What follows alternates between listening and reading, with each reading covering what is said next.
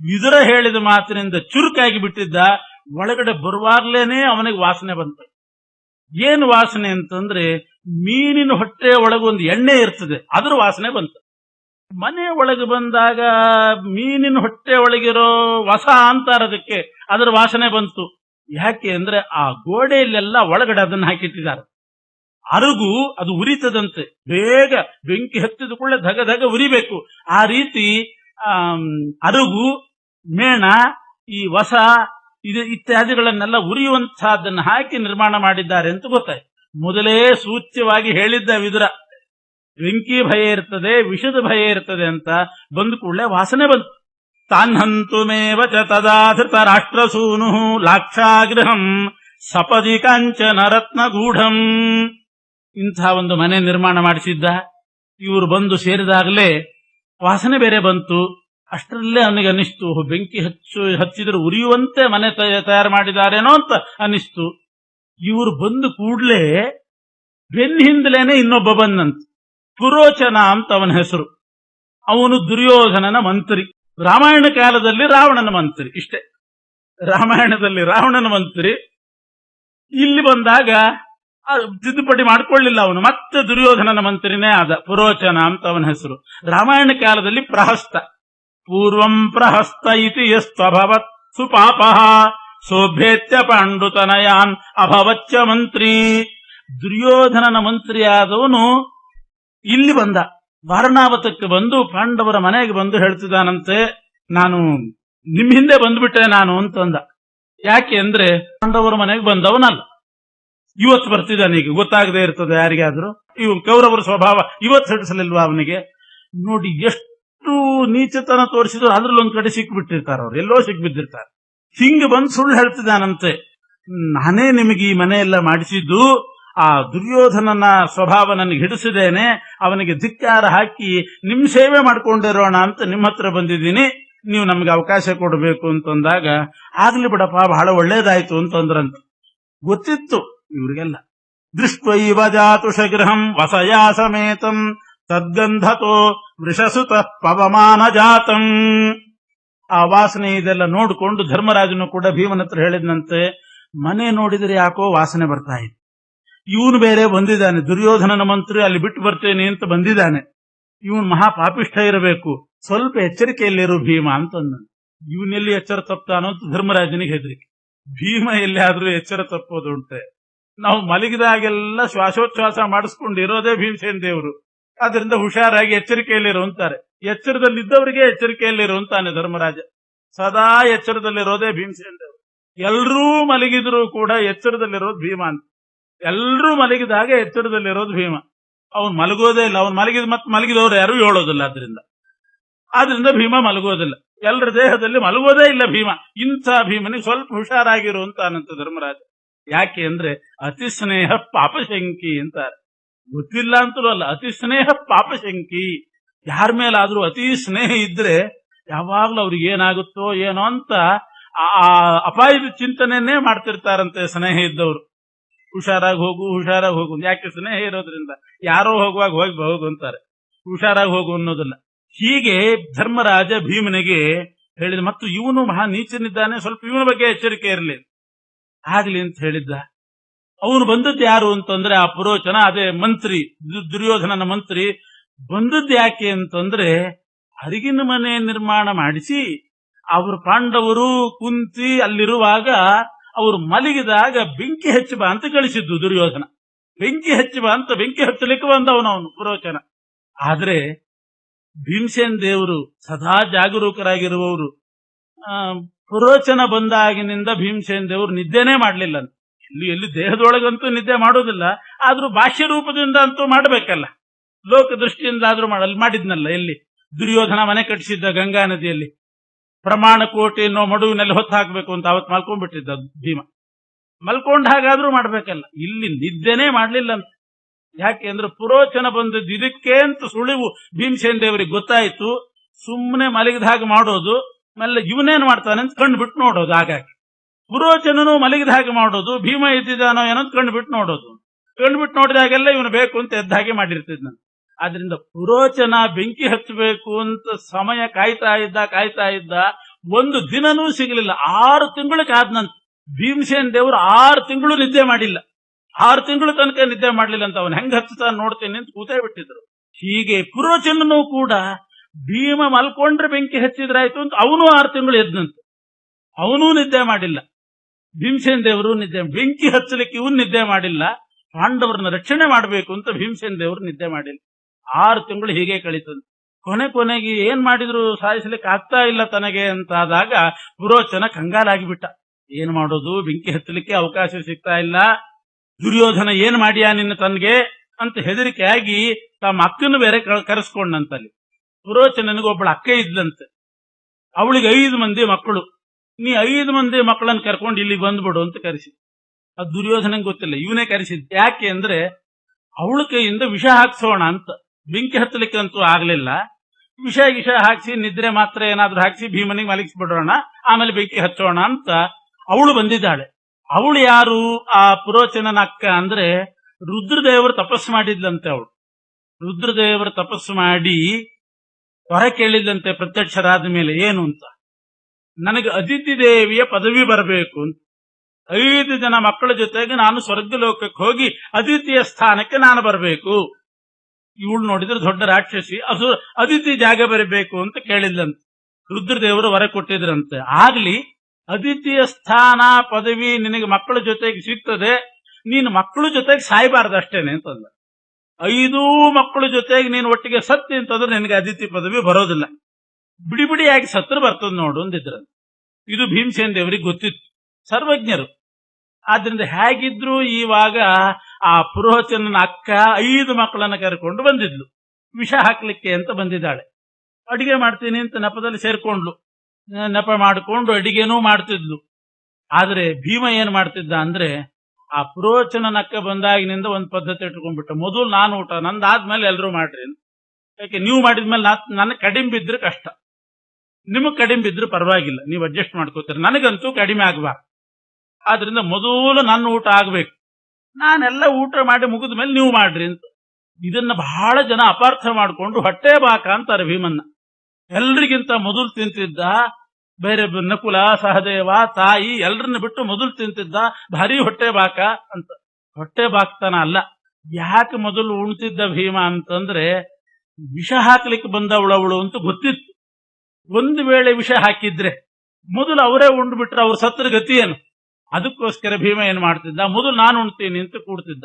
ವಿಷ ಹಾಕದೇ ಇದ್ರೆ ಅವ್ರಿಗೆ ಉಳಿಸ್ತಿದ್ನಂತೆ. ವಿಷ ಹಾಕಿದ ದಿವಸ ಪೂರ್ತಿ ತಿಂತಿದ್ನು.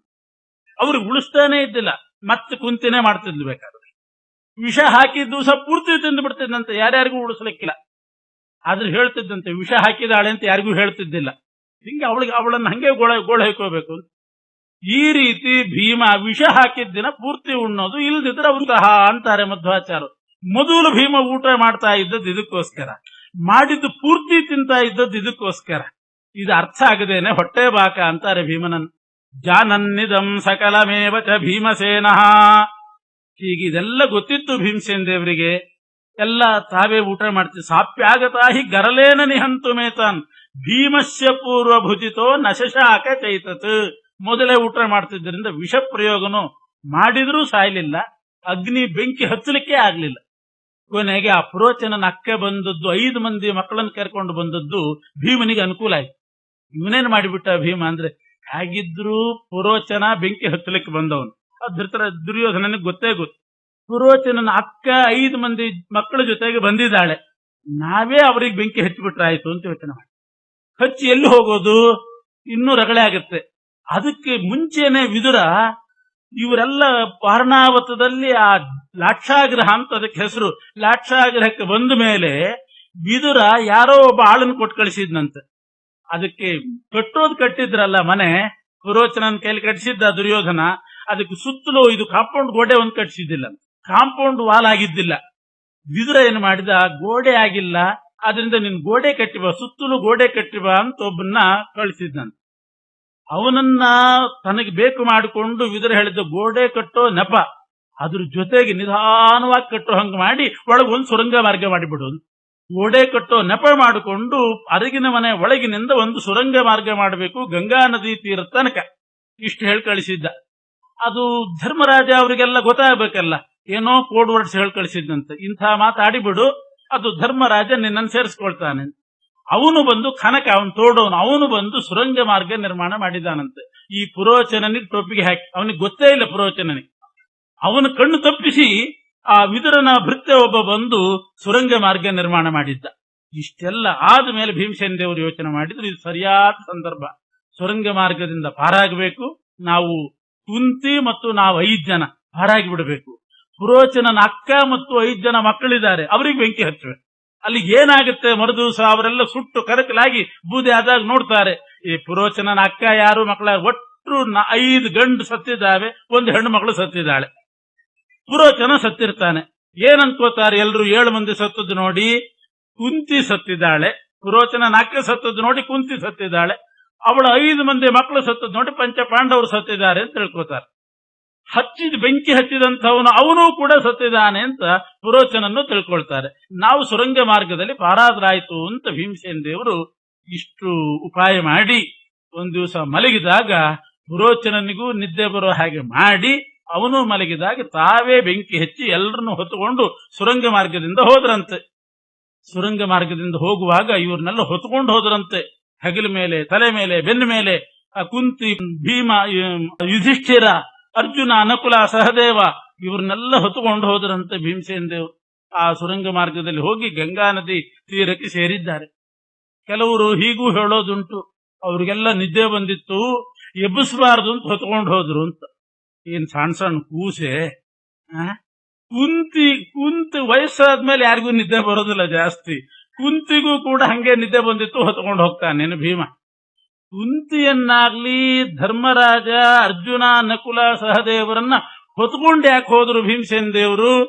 ನಿದ್ದೆ ಬಂದದ್ದಕ್ಕೆ ಹೊತ್ಕೊಂಡು ಹೋದದ್ದಲ್ಲ. ಗಂಗಾ ತೀರ ತನಕ ಸುರಂಗ ಮಾರ್ಗದಲ್ಲಿ ಯಾಕೆ ಹೊತ್ಕೊಂಡು ಹೋದ್ರು ಅಂದ್ರೆ ಮಧ್ವಾಚಾರ್ಯ ಹೇಳ್ತಾರೆ, ಅವ್ರಿಗೆ 1 ಹೆಜ್ಜೆ ಇಡ್ಲಿಕ್ಕೆ ಆಗ್ತಿದ್ದಿಲ್ಲಂತೆ. ಈ ರೀತಿ ನೀನೇ ಬೆಂಕಿ ಹಚ್ಚಿ ಹೋಗ್ತಾ ಇದ್ದಿ ಅಂತ ದುರ್ಯೋಧನನಿಗೆ ಗೊತ್ತಾಗಿ ಬಿಟ್ರೆ ಏನ್ ಗತಿ ನಮ್ದು ಅಂತ ಹೆದರಿ ಮೈಯಲ್ಲಿ ಶಕ್ತಿ ಎಲ್ಲ ಉಡುಗಿ ಹೋಗಿತ್ತಂತೆ.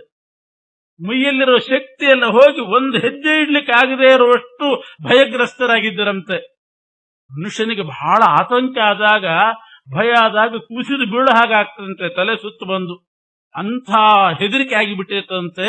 ಅದಕ್ಕೆ ಭೀಮಸೇನ ದೇವರು ಇಷ್ಟು ಹೆದರಿದ್ದಾರಲ್ಲ ಅಂತ ಹೇಳಿ ಅವರಿಗೆ ಮೈ ನಡುಗ್ತಾ ಇದೆ, ಅವರಿಗೆ ನಡಿಲಿಕ್ಕೆ ಆಗೋದಿಲ್ಲ ಅಂತ ತಾನೇ ಅವರನ್ನು ಹೊತ್ತುಕೊಂಡು ಸುರಂಗ ಮಾರ್ಗದಲ್ಲಿ ಹೋಗಿ ಗಂಗಾ ತೀರಕ್ಕೆ ಬಂದ.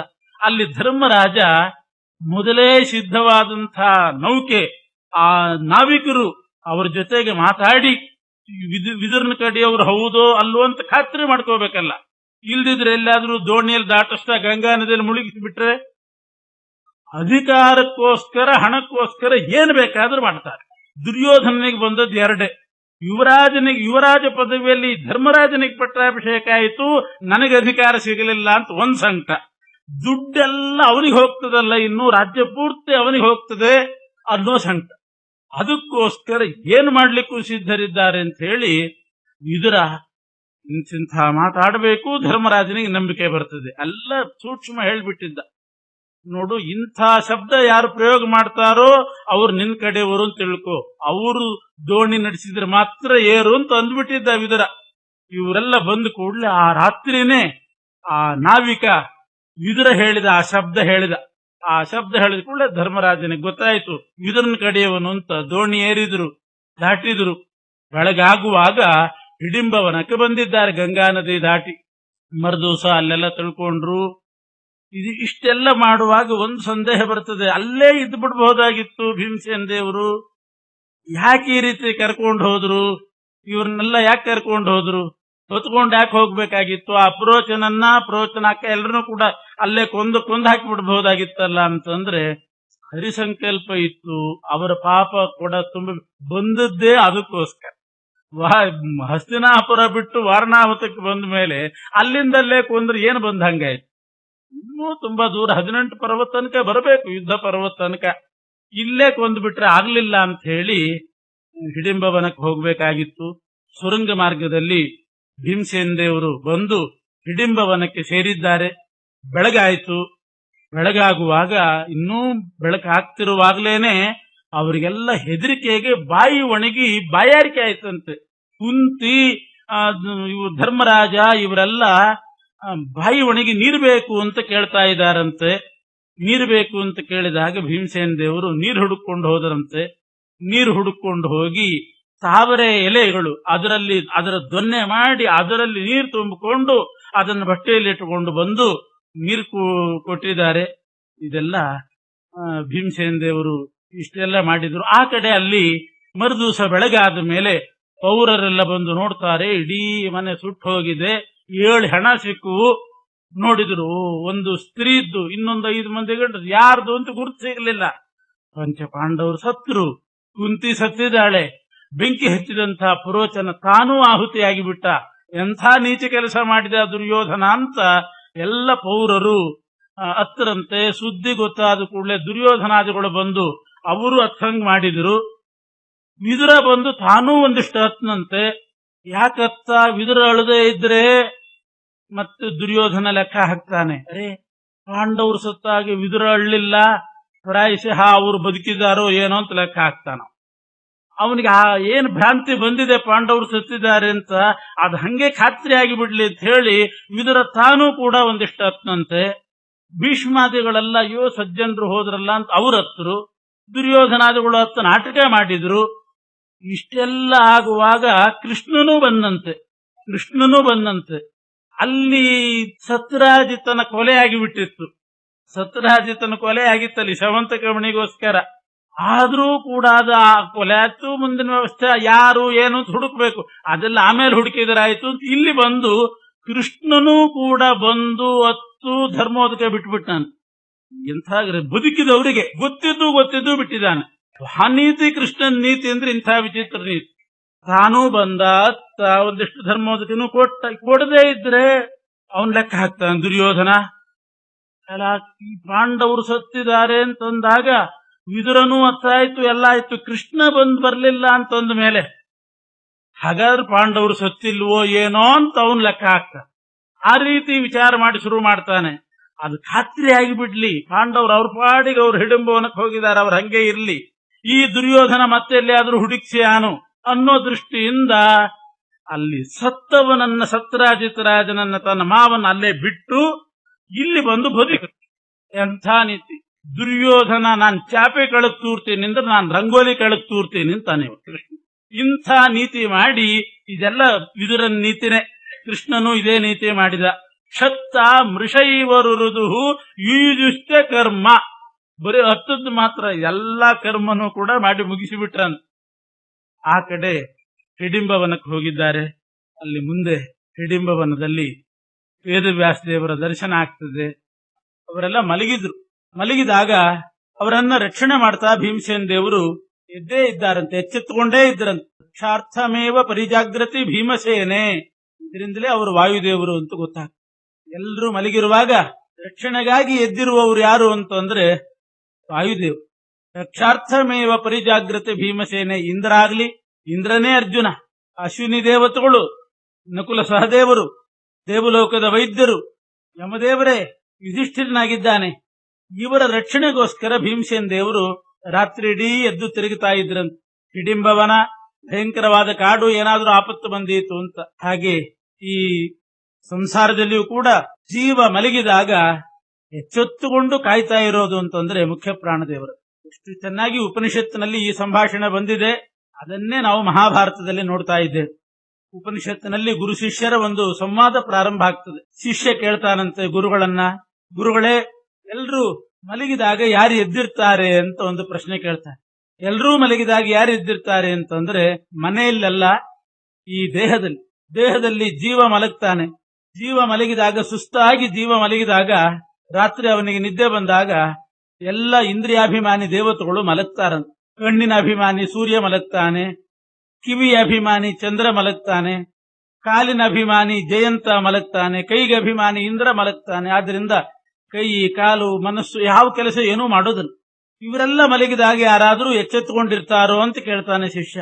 ಈ ಎಲ್ಲರೂ ಜೀವ ಮಲಗಿದಾಗ ಎಲ್ಲರೂ ಮಲಗ್ತಾರೆ ದೇವತೆಗಳು. ಆ ದೇವತೆಗಳು ಮಲಗಿದಾಗ್ಲೂ ಒಬ್ಬ ದೇವರು ಎಚ್ಚೆತ್ತುಕೊಂಡಿರ್ತಾರಂತೆ. ಯಾರು ಅಂತಂದ್ರೆ ರುದ್ರದೇವರು ಎಚ್ಚೆತ್ತುಕೊಂಡಿರ್ತಾರಂತೆ ದೇಹದಲ್ಲಿ. ಮನೋಭಿಮಾನಿಯಾದ ರುದ್ರ ಎಚ್ಚರಿಕೆಯಲ್ಲಿರೋದ್ರಿಂದ ಜೀವ ಮಲಗಿದಾಗ ಬೇರೆ ಕಣ್ಣು ಕಿವಿ ಮೂಗು ಆ ಅಭಿಮಾನಿ ದೇವತೆಗಳು ಮಲಗಿದಾಗ ಎಚ್ಚರಿಕೆಯಲ್ಲಿರುವವರು ರುದ್ರದೇವರದ್ದು. ಆದ್ದರಿಂದ ಅವನು ಕನಸು ಕಾಣ್ತಾ ಇರ್ತಾನೆ. ಕನಸು ಬೀಳೋದು ರುದ್ರದೇವರು ಎಚ್ಚರದಲ್ಲಿದ್ದಾಗ, ಮನೋಭಿಮಾನಿ ರುದ್ರ ಎಚ್ಚರದಲ್ಲಿದ್ದಾಗ ಮನಸ್ಸಿನಿಂದ ಕನಸು ನೋಡ್ತಾನೆ. ಶಿಷ್ಯ ಕೇಳಿದ, ಗುರುಗಳೇ, ಸ್ವಲ್ಪ ಹೊತ್ತಾದ್ಮೇಲಾದ್ರೂ ಸ್ವಲ್ಪ ನಿಧಾನವಾಗಿ ಆದ್ರೂ ಆ ಮನೋಭಿಮಾನಿ ರುದ್ರದೇವರು ಮಲಗ್ತಾರೋ ಇಲ್ವೋ? ಗುರುಗಳು ಹೇಳಿದ್ರು, ಸ್ವಲ್ಪ ಹೊತ್ತಾದ್ಮೇಲೆ ಅವರು ಮಲಗ್ತಾರೆ. ಆವಾಗ ಕನಸು ಕೂಡ ಬೀಳೋದಿಲ್ಲ, ಗಾಢ ನಿದ್ರೆ. ಯಾಕೆ? ರುದ್ರದೇವರು ಮಲಗಿರ್ತಾರಾದ್ರಿಂದ. ಮತ್ತೆ ಶಿಷ್ಯ ಕೇಳ್ತಾನೆ, ಜೀವ ಮಲಗಿದಾಗ ದೇವತೆಗಳು ಮಲಗಿದ್ರು, ದೇವತೆಗಳು ಮಲಗಿದಾಗ್ಲೂ ಎಚ್ಚೆತ್ತುಕೊಂಡಿದ್ದವರು ರುದ್ರದೇವರು, ಸ್ವಲ್ಪ ಹೊತ್ತಾದ್ಮೇಲೆ ಅವರು ಮಲಗಿದ್ರು. ರುದ್ರದೇವರು ಮಲಗಿದ ಮೇಲೆ ಮತ್ತೆ ಯಾರು ಎದ್ದಿರ್ತಾರೆ ಅಂತ. ಆವಾಗ್ಲೂ ಎದ್ದಿರುವವರು ಯಾರು ಅಂತಂದ್ರೆ ಮುಖ್ಯ ಪ್ರಾಣದೇವರು ಎದ್ದಿರ್ತಾರೆ. ರುದ್ರದೇವರು ಮಲಗಿದಾಗ್ಲೂ ಕೂಡ ಎದ್ದಿರೋರು, ಕನಸು ಬೀಳೋದಿಲ್ಲ, ಗಾಢವಾದ ನಿದ್ದೆಯಲ್ಲಿರ್ತಾನೆ ಜೀವ. ಆವಾಗ ಎಚ್ಚರಿಕೆಯಲ್ಲಿರುವವರು ಮುಖ್ಯ ಪ್ರಾಣದೇವರು. ಶ್ವಾಸೋಚ್ಛ್ವಾಸ ಮಾಡಿಕೊಂಡು ರಕ್ಷಣೆಗೋಸ್ಕರ ಎಲ್ಲ ದೇವತೆಗಳು, ಜೀವ ಮಲಗಿದ ಜೀವ ಅವರ ರಕ್ಷಣೆಗೋಸ್ಕರ ಪ್ರಾಣದೇವರು ತಮ್ಮ ವ್ಯಾಪಾರ ಮಾಡ್ತಿರ್ತಾರೆ. ಮತ್ತೆ ಶಿಷ್ಯ ಕೇಳಿದ, ರುದ್ರದೇವರು ಸ್ವಲ್ಪ ಲೇಟಾಗಿ ಮಲಗಿದ ಹಾಗೆ ಮುಖ್ಯ ಪ್ರಾಣದೇವರು ಸ್ವಲ್ಪ ತಡವಾಗಿ ಮಲಗ್ತಾರೋ ಹೇಗೆ ಅಂತ. ಗುರುಗಳು ಹೇಳಿದ್ರು, ಅವರು ಮಲಗೋದೇ ಇಲ್ಲ ಅಂದ್ರು. ಯಾಕೆ ಗುರುಗಳೇ, ನಿದ್ದೆ ಬರೋದಿಲ್ವೇ? ಅವ್ರು ಮಲಗೋದೇ ಇಲ್ವೇ? ಇಲ್ಲ, ಅವ್ರು ಮಲಗಿದ್ರೆ ಮತ್ತೆ ಮಲಗಿದವರು ಯಾರು ಹೇಳೋದಿಲ್ಲ ಅಷ್ಟೇ. ಮಲಗಿದವರೆಲ್ಲ ಮರುದಿವಸ ಹೇಳಬೇಕು ಅಂತಂದ್ರೆ ಮುಖ್ಯ ಪ್ರಾಣದೇವರು ಎಚ್ಚರದಲ್ಲೇ ಇರಬೇಕಂತ. ಅಂಥ ಶಕ್ತಿ ಮುಖ್ಯ ಪ್ರಾಣದೇವರು. ಸದಾ ರಕ್ಷಣೆಗೋಸ್ಕರ ರಾತ್ರಿಡೀ ಅವರು ಶ್ವಾಸೋಚ್ಛ್ವಾಸವನ್ನ ಮಾಡಿಸ್ತಾ ಎಚ್ಚರದಲ್ಲೇ ಇರ್ತಾರಂತ. ಅದನ್ನೇ ರಕ್ಷಾರ್ಥಮೇವ ಪರಿಜಾಗ್ರತಿ ಭೀಮಸೇನೆ. ಅರ್ಜುನ, ನಕುಲ, ಸಹದೇವ ಇವರೆಲ್ಲ ಮಲಗಿದಾಗ ಭೀಮಸೇನ ದೇವರು ಅವರನ್ನು ರಕ್ಷಣೆ ಮಾಡಬೇಕು ಅಂತ ಎಚ್ಚರದಲ್ಲಿದ್ರಂತೆ. ಆದ್ರಿಂದಲೇ ರಕ್ಷಣೆ ಆಯ್ತು. ನೋಡಿ, ಆವಾಗ ಏನಾಗಿದೆ ಅಂದ್ರೆ, ಇವರು ಹಿಡಿಂಬವನಕ್ಕೆ ಬಂದು ಕೂಡಲೇ ಹಿಡಿಂಬ ಅಂತ ಒಬ್ಬ ರುದ್ರದೇವರ ವರ ಪಡೆದಂತಹ ಮಹಾರಾಕ್ಷಸ ಇದ್ದ. ಆ ಹಿಡಿಂಬಾಸುರ ತನ್ನ ತಂಗಿಯನ್ನ ಹಿಡಿಂಬಿಯನ್ನ ಕಳಿಸಿದ್ದಾನಂತ. ಯಾರೋ ಮನುಷ್ಯರು ಬಂದ ಹಾಗೆ ಕಾಣಿಸ್ತಾ ಇದೆ. ಅವರಿಗೆಲ್ಲ ಅಸುರರಿಗೆ ಮನುಷ್ಯರ ಗಂಧದಿಂದ ಗೊತ್ತಾಗ್ತಿತ್ತಂತ. ಯಾರಾದ್ರೂ ಮನುಷ್ಯರು ಕಾಡಿಗೆ ಬಂದ್ರೆ ಆ ವಾಸನೆ ಬಂದು ಬಿಡ್ತಿತ್ತಂತ ಅವರು. ಆ ಹಿಡಿಂಬಾಸುರ ತನ್ನ ತಂಗಿಯನ್ನ ಹಿಡಿಂಬಿಯನ್ನ ಕಳಿಸಿದ್ದಾನೆ. ಹೋಗು, ಯಾರೋ ಮನುಷ್ಯರು ಬಂದಿದ್ದಾರೆ, ಅವ್ರನ್ನ ಇಲ್ಲಿ ತಿನ್ಲಿಕ್ಕೆ ತಗೊಂಡು ಬಾ ಅಂತ. ಅವಳು ಬಂದದ್ದು ಅದಕ್ಕೋಸ್ಕರನೇ. ಅವನೊಬ್ಬ ವಿಚಿತ್ರ ರಾಕ್ಷಸ ಹಿಡಿಂಬ. ತನ್ನ ತಂಗಿಯನ್ನು ಉಪಯೋಗಿಸ್ಕೊಂಡು ಬದುಕ್ತಿದ್ದಂತೆ. ಸುಮ್ಮನೆ ಕೂತಿರೋದು, ಈ ಹೆಣ್ಣು ಮಗಳನ್ನು ಕಳಿಸೋದು, ಅವ್ರನ್ನ ಹಿಡ್ಕೊಂಡ್ ಬಾ, ಇವ್ರನ್ನ ಹಿಡ್ಕೊಂಡು ಬಾ ಅಂತ. ಅಂಥ ರಾಕ್ಷಸ ಹಿಡಿಂಬ ತಂಗಿಯನ್ನು ಕಳಿಸಿದ್ದ. ಆ ತಂಗಿ ಹಿಡಿಂಬಿ ಬಂದದ್ದೇ ಇವ್ರನ್ನೆಲ್ಲ ಎತ್ಕೊಂಡು ಹೋಗ್ಲಿಕ್ಕೆ, ಆ ಹಿಡಿಂಬನ ಬಾಯಿಗೆ ಹಾಕ್ಲಿಕ್ಕೆ. ಆದ್ರೆ ಭೀಮಸೇನ ದೇವರು ರಕ್ಷಣೆ ಮಾಡ್ಲಿಕ್ಕೆ ಅಂತ ಅಲ್ಲಿ ಇದ್ದದ್ರಿಂದ ಇವರೆಲ್ಲ ಬದುಕುಳಿದ್ರು.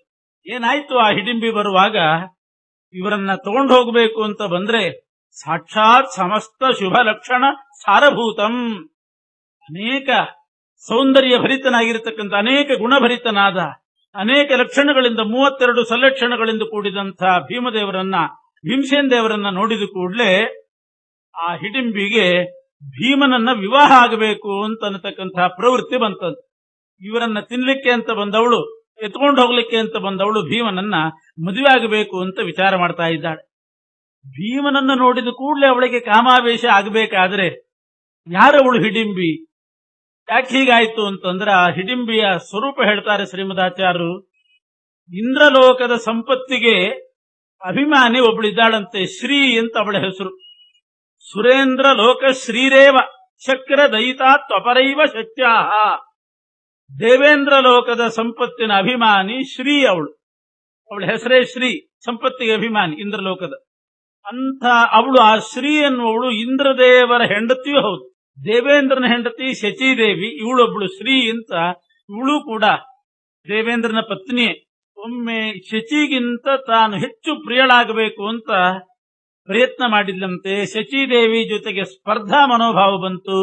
ಆದ್ರಿಂದ ಶಚಿ ಶಾಪ ಹಾಕಿದ್ಲಂತೆ, ನನ್ನ ಜೊತೆಗೆ ನೀನು ಸ್ಪರ್ಧೆ ಮಾಡಿ ನನಗಿಂತ ಹೆಚ್ಚು ಇಂದ್ರನಿಗೆ ಪ್ರಿಯನಾಗಬೇಕು ಅಂತ ಹೊರಟಿದ್ದಿ, ಪ್ರಿಯಳಾಗಬೇಕು ಅಂತ ಹೊರಟಿದ್ದಿ, ನೀನು ರಾಕ್ಷಸಿಯಾಗಿ ಹುಟ್ಟು ಅಂತ ಶಾಪ ಹಾಕಿಬಿಟ್ಲಂತೆ. ಹೀಗೆ ದೇವೇಂದ್ರನ ಹೆಂಡತಿ ಶಚಿಯೊಂದಿಗೆ ಸ್ಪರ್ಧೆ ಮಾಡಿ ಶಚಿಯ ಶಾಪದಿಂದ ರಾಕ್ಷಸಿಯಾಗಿದ್ಲು. ಅವಳೇ ಹಿಡಿಂಬಿ.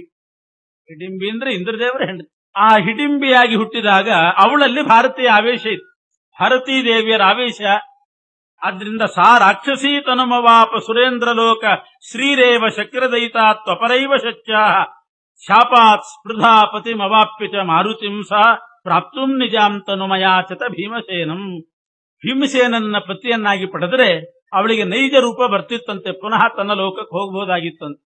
ಆದ್ರಿಂದ ಭಾರತೀ ದೇವಿಯರ ಸೇವೆ ಮಾಡಿ ಭಾರತೀ ದೇವಿಯರಿಂದ ವರ ಪಡೆದು ಭಾರತೀಯ ಆವೇಶವನ್ನ ಪಡ್ಕೊಂಡು ಆ ಸುರೇಂದ್ರ ಲೋಕದ ಸಂಪತ್ತಿನ ಅಭಿಮಾನಿ ಇಂದ್ರನ ಹೆಂಡತಿ ಶ್ರೀ ಅವಳು ಹಿಡಿಂಬಿಯಾಗಿ ಹುಟ್ಟಿದಾಗ ಭಾರತೀಯ ಆವೇಶ ಇತ್ತಂತೆ. ಭಾರತೀಯ ಆವೇಶ ಇದ್ದದ್ರಿಂದ ಭೀಮನನ್ನ ನೋಡಿ ಅವಳು ಕಾಮಾವಿಷ್ಟಳಾಗಿ ಮದುವೆ ಆಗಬೇಕು ಅಂತ ಬಂತು. ಇಲ್ದಿದ್ರೆ ಅವಳಿಗೆ ಭೀಮನನ್ನ ಮದುವೆ ಆಗ್ಲಿಕ್ಕೆ ಸಾಧ್ಯವೇ ಇಲ್ಲ. ಹೀಗೆ ಭಾರತಿಯಿಂದ ವರ ಪಡೆದು ಭಾರತೀಯ ಆವೇಶವನ್ನ ಪಡ್ಕೊಂಡಿದ್ಲು. ಬಂದು ಭೀಮನನ್ನ ಕೇಳಿದಾಗ ಭೀಮಸೇನ ದೇವರು ಹೇಳ್ತಾರೆ, ಇಲ್ಲಿ ಭೀಮನ ಧರ್ಮ ನೋಡ್ಬೇಕು. ಅವಳೇನೋ ಕಾಮವಿಸಳಾದ್ಲು, ಆದರೆ ಭಾರತೀ ದೇವಿ ಆವೇಶನೂ ಇತ್ತು ಹಿಡಿಂಬಿಯಲ್ಲಿ. ಆದ್ರೆ ಭೀಮಸೇನ ದೇವರು ಮಾತ್ರ ತಮ್ಮ ವಿಶೇಷವಾದಂಥ ಧರ್ಮದ ಪ್ರಜ್ಞೆಯನ್ನು ತೋರಿಸ್ತಾ ಇದ್ದಾರಲ್ಲಿ. ಅವಳು ಬಂದು ನನ್ನನ್ನು ವಿವಾಹವಾಗುವಂತ ಕೇಳಿದಾಗ ಸರ್ವಜ್ಞನೇ ಆಗಿರತಕ್ಕಂಥ ಭೀಮನಿಗೆ ಗೊತ್ತಿತ್ತು ಭಾರತೀ ದೇವಿ ಆವೇಶ ಇದೆ ಅಂತ.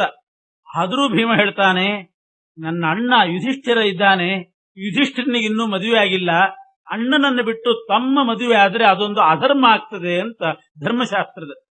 ಅಣ್ಣನಿಗೆ ವಿವಾಹ ಆಗದ ಹೊರತು ತಮ್ಮ ಮದುವೆ ಆಗ್ಲಿಕ್ಕಿಲ್ಲ. ಒಂದು ವೇಳೆ ತಮ್ಮ ಮದುವೆ ಮಾಡಿಕೊಂಡ, ಅಣ್ಣನನ್ನು ಬಿಟ್ಟು ತಾನು ಪೂರ್ವದಲ್ಲಿ ವಿವಾಹ ಮಾಡಿಕೊಂಡ ಅಂತಂದ್ರೆ ಅದು ಪರಿವೇದನ ಅಂತ ಕರೀತಾರೆ. ಪರಿವೇದನ ಅಂತ ಒಂದು ಅಧರ್ಮ, ಅವನಿಗೆ ಪರಿವೇತ್ತ ಅಂತ ಹೆಸರು. ಅಣ್ಣನನ್ನು ಬಿಟ್ಟು ತಮ್ಮ ಮದುವೆ ಮಾಡಿಕೊಂಡ್ರೆ ಪರಿವೇತ್ತನಾಗ್ತಾನೆ. ಪರಿವೇದನ ಅನ್ನೋ ಅಧರ್ಮ ಬರ್ತದೆ. ಆದ್ರಿಂದ ಯುಧಿಷ್ಠಿರನಿಗೆ ಇನ್ನೂ ವಿವಾಹ ಆಗಿಲ್ಲ, ಆದ್ರಿಂದ ನಾನು ಮದುವೆ ಮಾಡಿಕೊಳ್ಳೋದಿಲ್ಲ ಅಂತ ಆ ಹಿಡಿಂಬಿ ಹತ್ರ ಹೇಳ್ತಾ ಇದ್ದಾನೆ. ಮತ್ತೆ ಮತ್ತೆ ಕೇಳ್ತಾ ಇದ್ದಾಳವಳು ಪುನಃ ಪುನಃ. ಯಾಕೆ ಅಂದ್ರೆ ಅವಳಿಗೆ ಶಾಪ ಮುಕ್ತಿ ಆಗ್ಬೇಕಾಗಿತ್ತು. ರಾಕ್ಷಸಿಯಾಗಿ ಹುಟ್ಟಿದ್ಲು ಹಿಡಿಂಬಿ. ಶಾಪ ಮುಕ್ತಿಯಾಗಿ ಪುನಃ ಸ್ವರ್ಗಲೋಕಕ್ಕೆ, ದೇವೇಂದ್ರ ಲೋಕಕ್ಕೆ ಅವಳು ಹೋಗಬೇಕಾದ್ರೆ ಭೀಮನನ್ನ ಮದುವೆ ಆಗದೆ ಹೊರತು ಸಾಧ್ಯ ಇದ್ದಿಲ್ಲ. ಭೀಮನನ್ನ ಮದುವೆ ಆದಾಗ ಶಾಪದ ಮೋಕ್ಷ ಅಂತಿತ್ತು. ಅದಕ್ಕೆ ಮತ್ತೆ ಮತ್ತೆ ಕೇಳ್ತಾ ಇದ್ದಾಳೆ ತನ್ನ ಶಾಪ ಮೋಕ್ಷಕ್ಕೋಸ್ಕರ. ಆಗ ಭೀಮಸೇನ ದೇವರು ತಮ್ಮ ಧರ್ಮದ ನಿಷ್ಠೆ ತೋರಿಸಿದಂತೆ ತಮ್ಮ ದಿವ್ಯ ಜ್ಞಾನವನ್ನು ತೋರಿಸ್ತಾ ಇದ್ದಾರೆ ಭೀಮಸೇನ ದೇವರು. ಭೀಮ ಹೇಳ್ತಾನೆ, ಆಗ್ಲಿ, ನಾನ್ ನಿನ್ನನ್ನ ಶಾಪ ಮೋಕ್ಷ ಆಗಬೇಕು, ನಿಜ, ಶಾಪ ಮೋಕ್ಷ ನಾನು ಮಾಡ್ತೇನೆ, ಆದ್ರೆ ಈಗ ನಾನು ಮದುವೆ ಆಗೋದಿಲ್ಲ. ವೇದವ್ಯಾಸ ದೇವರು ನಾಳೆ ಅಲ್ಲ ನಾಡದ್ದು ಇಲ್ಲಿಗೆ ಬರ್ತಾರೆ.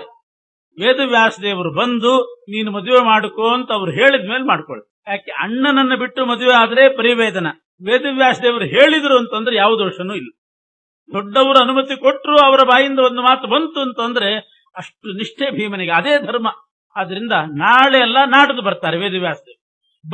ಬಂದು ಹೇಳ್ತಾರೆ, ಆಮೇಲೆ ಮದುವೆ ಮಾಡ್ಕೊಳ್ತೀನಿ ಅಂತ ಇಷ್ಟು ತನ್ನ ದಿವ್ಯ ಜ್ಞಾನವನ್ನು ತೋರಿಸಿದ.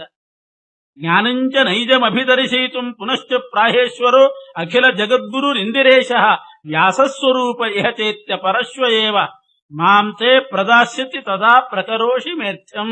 ನನ್ನನ್ನೇ ಕೊಟ್ಟು ಮದುವೆ ಮಾಡ್ಕೊ ಅಂತ ಹೇಳ್ತಾರೆ, ಆಗ ನಾನು ಮಾಡ್ಕೊಳ್ತೀನಿ. ಇಷ್ಟು ಮಾತುಕತೆ ನಡೀತಾ ಇದ್ದಾಗ ಹಿಡಿಂಬಿ ಯಾಕೋ ಬರ್ಲಿಲ್ಲ, ವಿಳಂಬ ಮಾಡಿದ್ಲು ಅಂತ ಹಿಡಿಂಬಾಸುರನೇ ಬಂದ. ಆ ಹಿಡಿಂಬ ಬರ್ತಾ ಇದ್ದಾನೆ, ಕೋಪಗೊಂಡು ಬಂದು ಭೀಮನ ಮೇಲೆ ಯುದ್ಧಕ್ಕೆ ಬರ್ತಾ ಇದ್ದಾನೆ.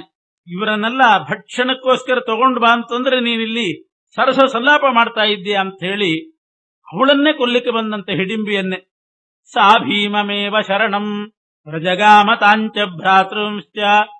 ಆ ಹಿಡಿಂಬಿ ಬಂದು ಭೀಮನಿಗೆ ಶರಣಾಗತಳಾಗಿಬಿಟ್ಟು, ಈ ಹಿಡಿಂಬ ಇವಾಗ ನನ್ನನ್ನೇ ಕೊಲ್ತಾನೆ, ನೀನ್ ಕಾಪಾಡಬೇಕು ಅಂತಂದಾಗ ಹಿಡಿಂಬಿಯನ್ನ ರಕ್ಷಣೆ ಮಾಡಿದ. ಮದುವೆ ಆಗುವಂತ ಕೇಳಿದಾಗ ಆಗ್ಲಿಲ್ಲ, ಕಾಪಾಡು ಅಂತ ಕೇಳಿದಾಗ ಕಾಪಾಡಿದ. ಅದ್ರಲ್ಲೇನು ಪರವಾಗಿಲ್ಲ.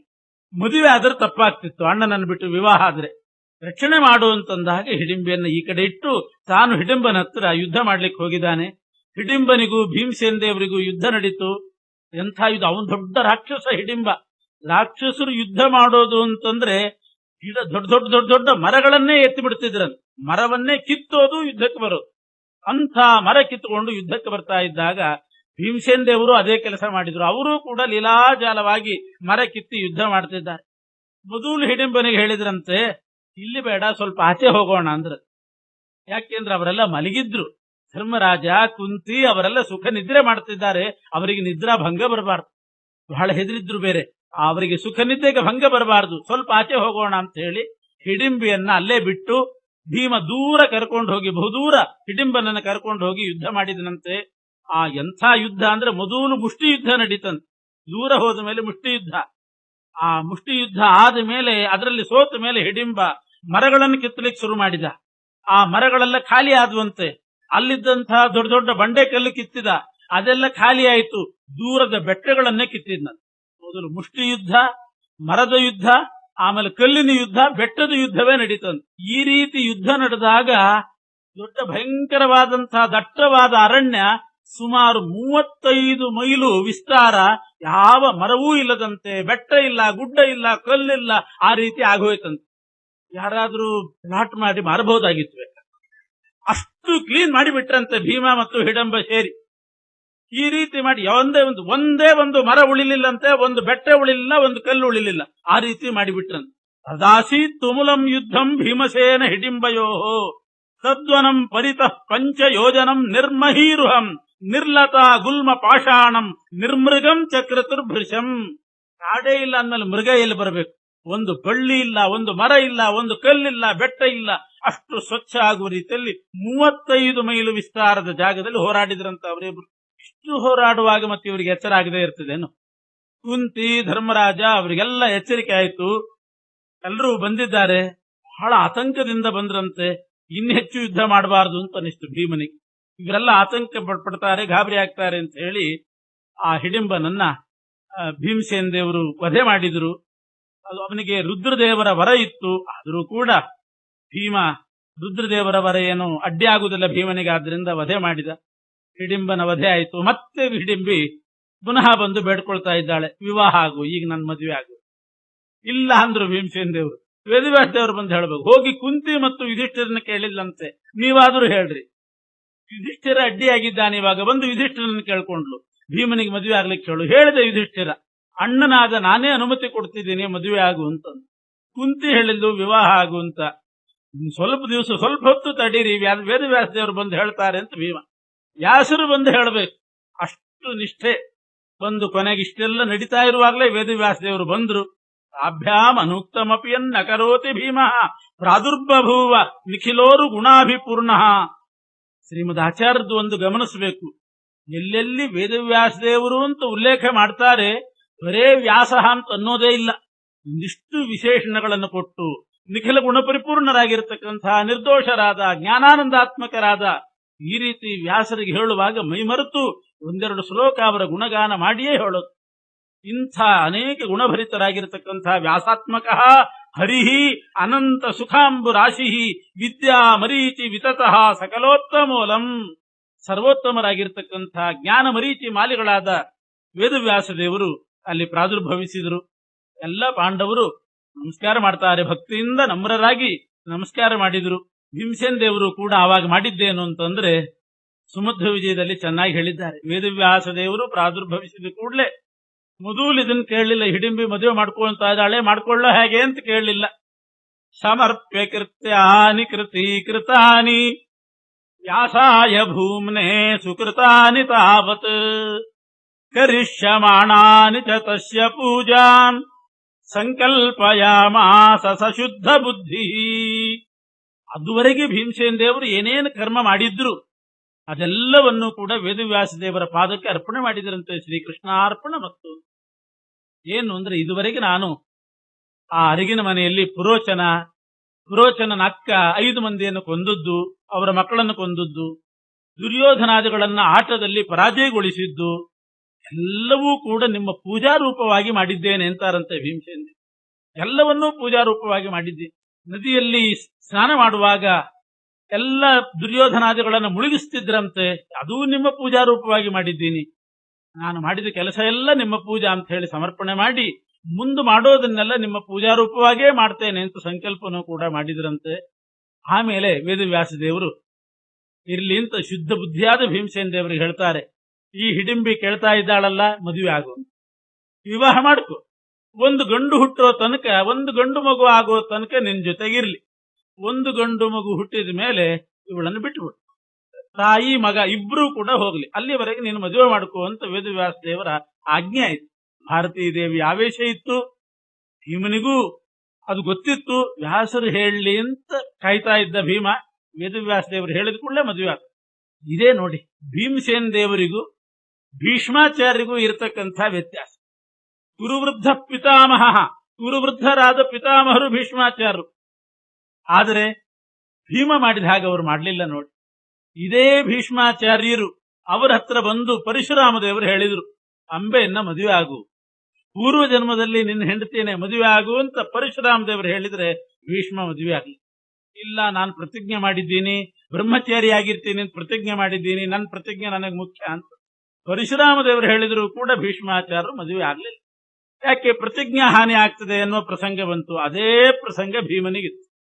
ಅಣ್ಣನನ್ನ ಬಿಟ್ಟು ತಮ್ಮ ಮದುವೆ ಆದ್ರೆ ಅದು ಅಧರ್ಮ, ಪರಿವೇದನ ಅನ್ನತಕ್ಕಂಥ ಒಂದು ಅಧರ್ಮ ಆಗ್ತದೆ ಅಂತ ಗೊತ್ತಿತ್ತು. ಆದರೂ ಕೂಡ ವೇದವ್ಯಾಸ ದೇವರು ಹೇಳಿದ್ರೋ ಇಲ್ಲೋ ಮದುವೆ ಮಾಡಿಕೊಂಡ ಭೀಮ. ಇದು ಧರ್ಮದ ಸೂಕ್ಷ್ಮ. ಪರಮಾತ್ಮನ ಬಾಯಿಯಲ್ಲಿ ಏನಾದ್ರೂ ಒಂದು ಬಂತು ಅಂತಂದ್ರೆ ಅದೇ ಧರ್ಮ, ಅದೇ ಧರ್ಮ. ಅದರಲ್ಲಿ ಮತ್ತೆ ಎರಡನೇ ವಿಚಾರವೇ ಇಲ್ಲ. ಅಶ್ವತ್ಥಾಮ ಹತಃ ಅಂತ ಹೇಳು ಅಂತಂದಾಗ ಕೃಷ್ಣ ಹೇಳಿಬಿಟ್ಟಿದ್ರೆ ಆ ಧರ್ಮರಾಜನಿಗೆ ನರಕದ ದರ್ಶನವೂ ಆಗ್ತಿದ್ದೆ. ಅದರಲ್ಲಿ ಅನುಮಾನ ಪಟ್ಟುಬಿಟ್ಟ, ಕೃಷ್ಣನ ಮಾತಿನಲ್ಲಿ ಅನುಮಾನ ಪಟ್ಟ. ಭೀಷ್ಮಾಚಾರ್ಯರು ಪರಶುರಾಮ ದೇವರ ಮಾತು ಕೇಳಲಿಲ್ಲ. ಅದೇ ಭೀಮಸೇನ ದೇವರು ಮೊದಲು ಮಾಡಿಕೊಳ್ಳೋದಿಲ್ಲ, ಅಧರ್ಮ ಆಗ್ತದೆ ಅಂತ ಹೇಳಿದವರು ಈಗ ವೇದವ್ಯಾಸ ದೇವರು ಹೇಳಿದ ಕೂಡಲೇ ಹಿಡಿಂಬಿಯನ್ನ, ಆ ರಾಕ್ಷಸಿಯನ್ನ ವಿವಾಹ ಮಾಡಿಕೊಂಡು ಬಿಟ್ಟು, ಭಾರತೀ ದೇವಿ ಆವೇಶ ಇದೆ ಅಂತ ವಿವಾಹ ಮಾಡಿಕೊಂಡು 6 ತಿಂಗಳಲ್ಲಿ ಒಂದು ಗಂಡು ಮಗು ಹುಟ್ಟಿತಂತೆ. ಮದುವೆ ಆದ 3 ತಿಂಗಳಿಗೂ ಹುಟ್ಟಿರ್ತದೆ, ಅದು ಬೇರೆ ವಿಷಯ. ಹಂಗ ಹುಟ್ಟಿತು ಅಂತ ತಿಳ್ಕೋಬಾರ್ದು, ಮೊದಲೇ ಏನೋ ಆಗಿತ್ತೇನೋ ಅಂತ ಅರ್ಥ ಅಲ್ಲ. ರಾಕ್ಷಸರಲ್ಲಿ ಹೇಗೆ ಅಂತಂದ್ರೆ ವ್ಯಾಸರು ಹೇಳ್ತಾರೆ, ರಾಕ್ಷಸರಲ್ಲೊಂದು ವಿಚಿತ್ರ ಪದ್ಧತಿ ಅಂತೆ.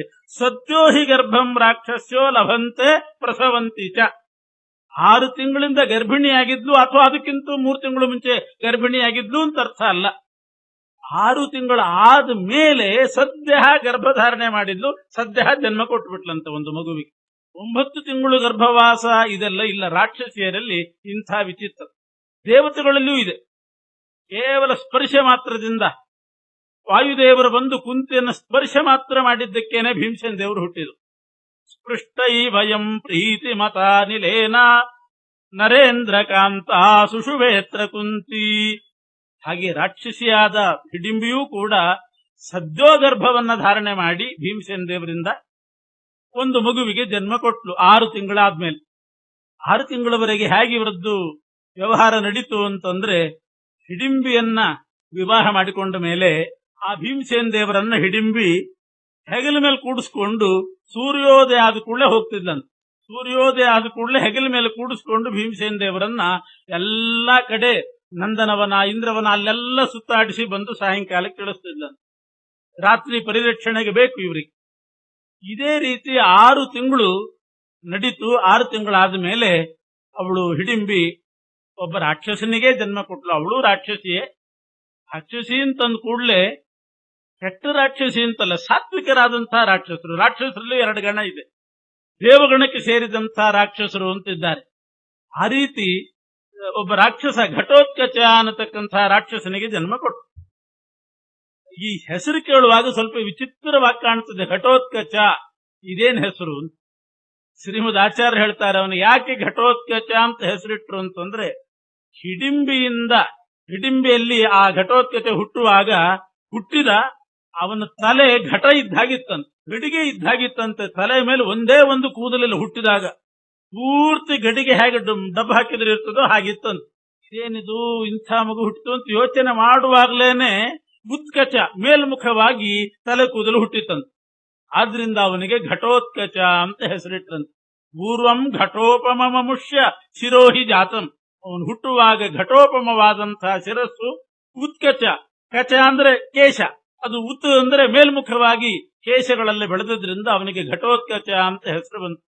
ಯಾರೀ ಘಟೋತ್ಕಚ ಅಂತಂದ್ರೆ, ನೈಋತ್ಯ ದಿಕ್ಕು ಅಂತ ಒಂದಿದೆ. ದಕ್ಷಿಣ ದಿಕ್ಕು ಮತ್ತು ಪಶ್ಚಿಮ ದಿಕ್ಕಿನ ಮಧ್ಯದಲ್ಲಿರ್ತಕ್ಕಂಥದ್ದು ನೈಋತ್ಯ ದಿಕ್ಕು. ಆ ದಿಕ್ಕಿಗೆ ಪಾಲಕ ನಿವೃತ್ತಿ, ಅವನು ರಾಕ್ಷಸ. ದೇವಗಣಕ್ಕೆ ಸೇರಿದಂತಹ ರಾಕ್ಷಸ ನಿವೃತ್ತಿ. ಆ ನಿವೃತ್ತಿಯ ಅವತಾರನೇ ಘಟೋತ್ಕಚ. ನಿವೃತ್ತಿಯೇ ಘಟೋತ್ಕಚನಾಗಿ ಹುಟ್ಟಿದಾಗ ಅವನಲ್ಲಿ ರುದ್ರದೇವರ ಆವೇಶ ಇತ್ತು. ಮಹಾಬಲಶಾಲಿಯಾದಂತಹ ಘಟೋತ್ಕಚ ಹುಟ್ಟಿತು.